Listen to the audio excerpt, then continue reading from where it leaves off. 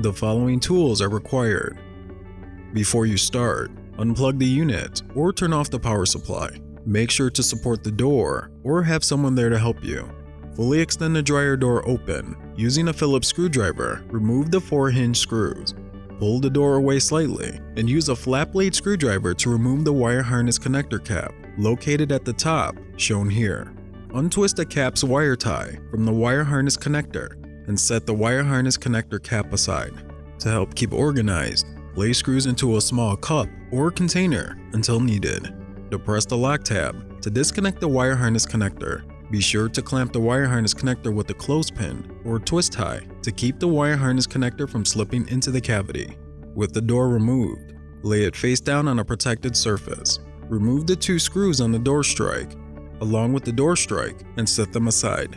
Remove the 2 screws on the door frame cover, along with the door frame cover, and set those aside. Now move to the other side of the door where the hinge assembly is located. Remove the 4 screws and set them aside. Lift and remove the hinge assembly cover and set that aside. Carefully lift up the hinge assembly, exposing access to the wire harness connector. Depress the side lock tab to disconnect the wire harness connector from the hinge assembly. With the hinge assembly removed, rotate it 180 degrees and place it on the opposite end of the door frame and reconnect the wire harness connector. Tuck the wire harness connector away to install the hinge assembly in the recess. Secure and fasten the hinge assembly cover with the 4 screws previously removed. Rotate the door frame cover 180 degrees and place it on the opposite side of the door along with the door strike.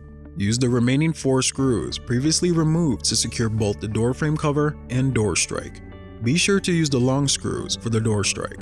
Next, remove and reverse the following cabinet components. Use a Phillips screwdriver to remove the 4 cabinet screws and reinsert them on the opposite side of the cabinet. Using a flat blade screwdriver, remove the lower wire harness connector cap and depress the side lock tabs to remove the wire harness connector. Use a clothespin to clamp the wire harness connector to keep it from slipping into the cavity. Take the same wire harness connector cap and reconnect it to the upper right wire harness connector. Once connected, set it back into place. Using a Phillips screwdriver, remove the 2 screws on the latch assembly. Then take a flat blade screwdriver and remove the latch assembly.